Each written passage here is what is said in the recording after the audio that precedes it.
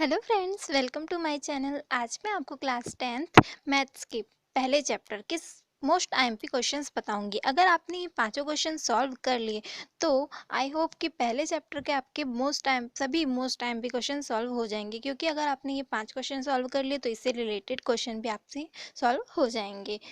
तो आप मेरी वीडियो को पूरा देखिएगा।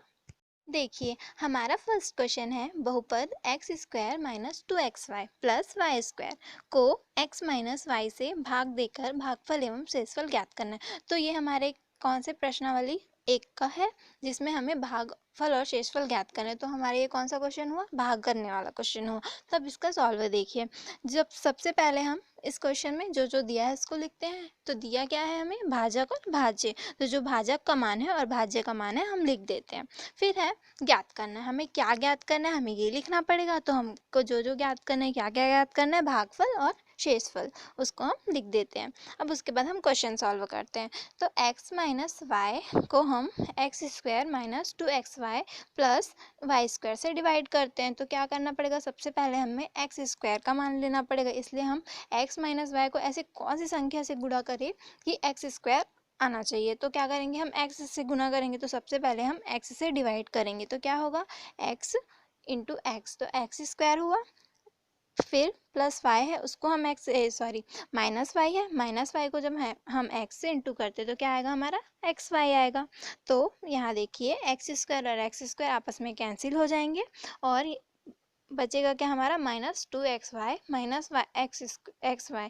लेकिन हम जानते हैं जहाँ पर भी हम ऐसे क्वेश्चन सॉल्व करते हैं वहाँ नीचे की संख्याओं के चिन्ह बदल जाते हैं। तो हमारा यहाँ पे जो माइनस एक्स वाई है वो प्लस एक्स वाई हो जाएगा।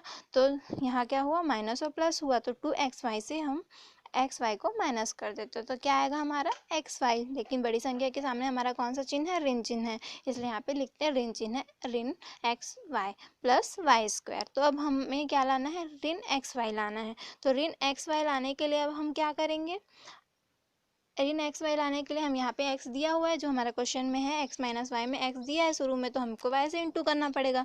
इसलिए क्या करेंगे, माइनस वाई। माइनस क्यों लिखे हैं, क्योंकि बड़ी संख्या के सामने हमारा माइनस है, इसलिए हम भागफल में क्या लिखते हैं, माइनस वाई। तो जब हम x माइनस वाई और माइनस वाई को इंटू करेंगे तो क्या आएगा हमारा, minus x y plus y square. परंतु नीचे के चिन्ह बदल जाते हैं तो क्या हो जाएगा हमारा, minus x y plus x y हो जाएगा और plus x y plus y square minus हो जाएगा। तो क्या होगा, ये पूरे क्वेश्चन आपस में कट जाएंगे। तो हमारा आंसर आएगा 0, मतलब यहाँ से शेषफल आएगा 0। तो हमारा उत्तर हुआ भागफल बराबर x माइनस वाई और शेषफल बराबर 0।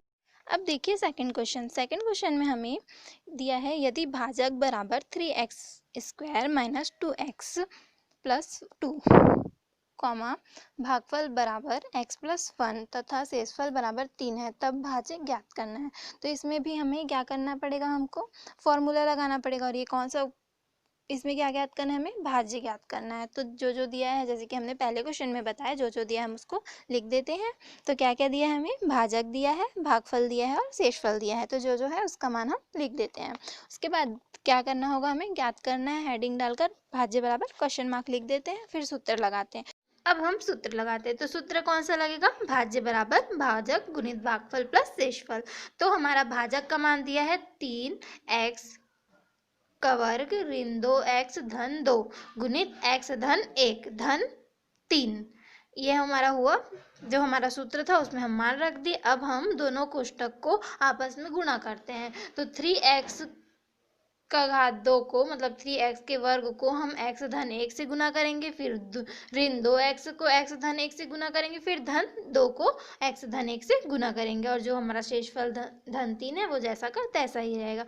अब हम गुना करते हैं। तो गुना करेंगे तो क्या होगा, 3x स्क्वायर को x प्लस 1 से इंटू करेंगे तो कितना आएगा, 3x cube plus 3x square. फिर माइनस में 2x को x प्लस 1 से गुना करेंगे तो कितना आएगा, minus 2x square minus 2x। फिर प्लस 2 कोष्टक में x धन 1, मतलब 2 को जब हम x धन 1 से गुना करेंगे तो कितना आएगा, 2x धन 2। फिर जो हमारा शेषफल 3 है वो जैसा का तैसा रहेगा। अब देखिए यहाँ पे कौन कौन सी संख्या घट सकती है और जुड़ सकती है।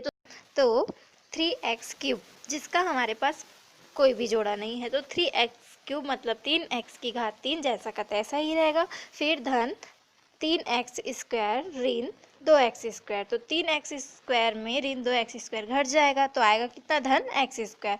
फिर ऋण 2x धन 2x आपस में कट जाएंगे तो इसके स्थान पर कुछ नहीं बचेगा, या पूरी तरह से कैंसिल हो जाएंगे। उसके बाद लास्ट में 2 धन 3, तो क्या हो जाएगा 5। तो हमारा भाज्य बराबर आएगा 3x क्यूब मतलब 3x की घात 3 धन x स्क्वायर धन 5, ये हमारा उत्तर हुआ। फिर देखिए प्रश्न क्रमांक 3, इसमें क्या करना है, a का मान ज्ञात कीजिए जबकि g of x p of x का गुणनखंड होता है। g ऑफ x किसको बोलते हैं, g कोष्टक में x रहता है उसको बोलते हैं g ऑफ x, और p कोष्टक में x रहता है उसको बोलते हैं p ऑफ x। तो ये हमारे प्रश्नावली 2 का क्वेश्चन है। प्रश्नावली 2 में हमारे पूरे क्वेश्चन इसी तरीके से हैं, तो अगर आपने ये क्वेश्चन अच्छे से समझ लिया तो बाकी सब क्वेश्चन आप से अच्छे से बन जाएंगे और आप बनाने के लिए ट्राई भी कीजिएगा। तो देखिए g of x is equal to मतलब g ऑफ x का बराबर में दिया है x माइनस 1 और p ऑफ x के बराबर में दिया है ax square minus 5x plus 3, ये हमारा क्वेश्चन है। अरे यार, दिया क्या है हमारा, g of x is equal to आएगा x माइनस 1 और p of x is equal to आएगा ax square minus 5x plus 3। जिस प्रकार हमने प्रश्न क्रमांक 1 और 2 में जो जो दिया है उसको लिखा और ज्ञात करना है उसको लिखा, वही इसमें इस क्वेश्चन में भी हम करेंगे। तो हमने लिख दिया, अब क्या करना है, ज्ञात करना है। तो क्या ज्ञात करना है, a का मान ज्ञात करना है। तो g ऑफ x बराबर x ऋण 1 होगा, मतलब यहाँ पे हमको x की वैल्यू निकालनी है। तो g of x is equal to 0 होता है, तो यहाँ पे हम x जो g ऑफ x का मान है उसको 0 के बराबर में रख देते हैं। तो x का मान कितना आ जाएगा 1। तो अब हम गुणनखंड प्रमेय लगाते हैं। गुणनखंड प्रमेय क्या होता है, p of x is equal to 0, मतलब p ऑफ x के बराबर में 0 होता है, इसको बोलते हैं हम गुणनखंड प्रमेय। तो यहाँ पे x का मान हमने निकाला 1, तो यहाँ पे x की जगह पे 1 रख देते, तो p of 1 is equal to 0, मतलब p ऑफ 1 का बराबर में आएगा 0। तो अब हम p ऑफ 1 का मान रख देते, तो कितना है हमारा क्वेश्चन में मान, ax square minus 5x plus 3 बराबर में 0। तो अब हम यहाँ पे जहाँ जहाँ पे x था वहाँ पे हम x का मान रख देते हैं। तो x का मान कितना दिया हुआ है हमें, a कोष्टक में 1 का वर्ग आएगा ऋण 5 कोष्टक में 1 धन 3। उसके बाद यहाँ से 1 का वर्ग करने पे 1 आता है, तो क्या हो जाएगा, यहाँ पे a का a ही रहेगा, ऋण 5 एकम 5 धन 3 बराबर 0। फिर यहाँ से a ऋण 2 बचेगा, क्योंकि ऋण 5 में से धन 3 आपस में घट गया तो आया ऋण 2 बराबर 0। तो यहाँ से a का मान आ जाएगा 2, यही हमारा आंसर है। इसी प्रकार के क्वेश्चन आपके इस प्रश्नावली में दिए हुए हैं। फिर प्रश्न क्रमांक 4, अंडर रूट y का स्क्वायर मतलब अंडर रूट वर्गमूल 3 y की घात 2 धन 9y धन 6 वर्गमूल 3 के मध्य पद को तोड़कर गुणनखंड कीजिए, हमारे प्रश्नावली 3 का प्रश्न है। और इसमें क्या करना होता है, हमें पूरे क्वेश्चन इसी प्रकार के दिए जिसमें हमें मध्य पद को तोड़ना है, जो बीच का पद होता है उसे तोड़कर हमको इसका गुणनखंड करना है। तो हमें देखिए 3 मतलब वर्गमूल 3 वाई स्क्वायर धन 9y धन 6 अंडर वर्गमूल 3। तो 9y को हम 9y का हम मध्य पद तोड़ेंगे, तो 9y को हम क्या लिख सकते हैं, 6 धन 3 लिख सकते हैं। तो देखिए वर्गमूल 3 y का वर्गमूल मतलब y का वर्ग धन 6 धन 3, ये कोष्टक में हो जाएगा और y बाहर हो जाएगा, फिर धन 6 वर्गमूल 3। तो अब क्या करेंगे, हम y को अंदर गुणा कर देंगे कोष्टक से, तो कितना हो जाएगा 6 अंडर रूट 3y स्क्वायर धन 6 को y से गुना करेंगे तो 6y आएगा, धन 3 को y से गुना करेंगे तो 3y आएगा, फिर धन 6 वर्गमूल 3। उसके बाद क्या होगा, हम यहाँ पे दोनों को अलग अलग कोष्टक में ले लेते, तो अंडर रूट 3y स्क्वायर धन 6y, फिर ये अलग कोष्टक में हुआ, फिर धन 3y धन 6 वर्गमूल 3 ये अलग कोष्टक में हुआ। फिर यहाँ से क्या होगा, हम कॉमन लेंगे, तो यहाँ से क्या कॉमन आ रहा है हमारा, अंदर वर्गमूल 3y कॉमन बाहर निकल जाएगा, तो अंदर में हमारा क्या बचेगा y धन 2 वर्गमूल 3। फिर धन यहाँ से क्या निकलेगा बाहर 3, क्योंकि हमको दोनों कोष्टक में एक समान लाना है, तो हमें थोड़ा सोचना पड़ेगा इसके लिए। तो हम क्या कर सकते हैं, यहाँ से 3 कॉमन ले सकते हैं। अब कोष्टक में क्या बचेगा हमारा y धन 2 अंडर रूट 3। फिर ये हमारा हो गया, तो दोनों कोष्टक में एक जैसा ही आया है, तो दोनों कोष्टक को एक बार लिखते हैं, और जो बाहर संख्या है जो जैसे कि अंडर रूट 3y और इस तरफ धन 3, इसको अलग कोष्टक में लिखते हो, तो ये हमारा आंसर हो गया। वर्गमूल 3y धन 3 ये अलग कोष्टक में, और y धन 2 वर्गमूल 3 ये अलग कोष्टक में, यही हमारा गुणनखंड है। फिर है प्रश्न क्रमांक 5, एक्स स्क्वायर प्लस 10x धन 24 के शून्यकों का योगफल तथा गुणनफल ज्ञात कीजिए।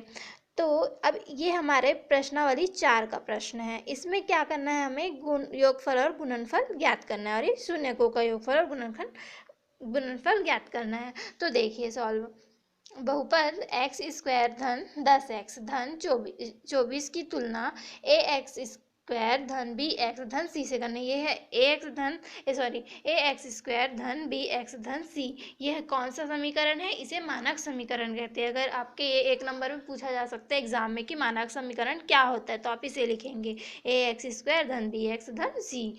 तो यहाँ से हम तुलना कर देते हैं जो हमारा समीकरण दिया है क्वेश्चन में, तो क्या हो जाएगा, a बराबर 1, b बराबर 10 और c बराबर 24। अब हम सूत्र लगाएंगे, तो शून्यकों का योगफल का सूत्र होता है ऋण b धन बटे a।